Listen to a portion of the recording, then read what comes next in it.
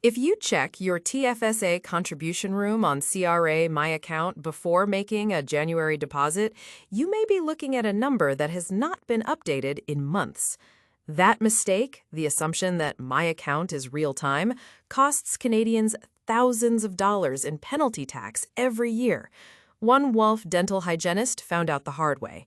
8 months, $560 in penalties, and he had done nothing reckless. David is a 41-year-old dental hygienist in Guelph who has been doing everything right. He maxes out his tax-free savings account every January. He keeps his investments diversified. Before contributing each year, he logs in to CRA My Account and checks his available room.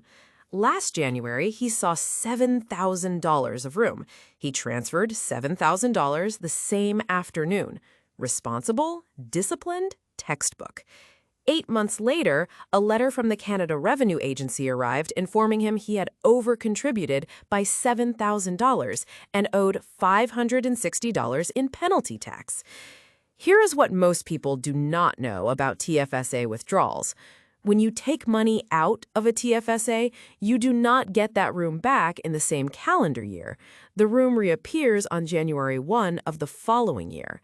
David had withdrawn $7,000 the previous October to cover an emergency roof repair.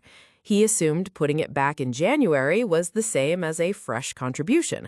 It was not. CRA's TFSA system saw his October withdrawal, his January re-contribution, and his existing $7,000 of annual room, and concluded he had used double the space he was allowed. Most people assume the issue was simply not knowing the timing rule. That is part of it, but the deeper trap catches even careful Canadians. The number David saw on CRA My Account in January was wrong. CRA's TFSA room display does not update in real time. It relies on data submitted by financial institutions, and that reporting can lag by weeks or months, especially in January and February when banks are still processing the previous year's transactions. David was making a decision based on stale data. My Account is not a dashboard. It is a rear-view mirror. And for early year TFSA decisions, it is a rear-view mirror pointed at last year. The over-contribution penalty is 1% per month on the highest excess amount in your account. David over-contributed by $7,000. That is $70 a month. Every month, the excess sits in the account. He did not discover the problem until CRA's letter arrived in August. 8 months, $560.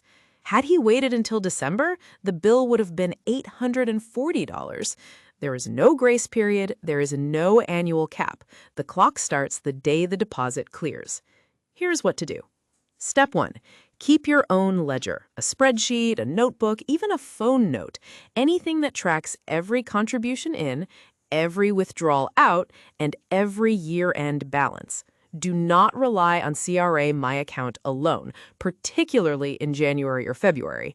Step 2. If you made a TFSA withdrawal this year, do not recontribute that amount until next year.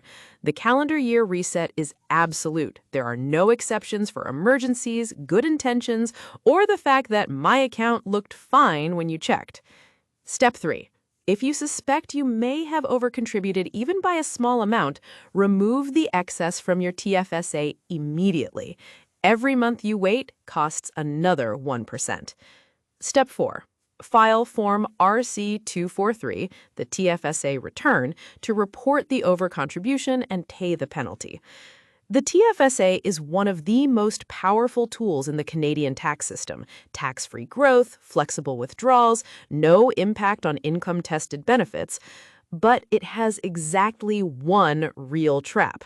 And now you know what it is. The hardest part of using a TFSA correctly is not the rule itself. It's knowing that the number on your screen might not be telling you the truth. Full breakdown in the comments.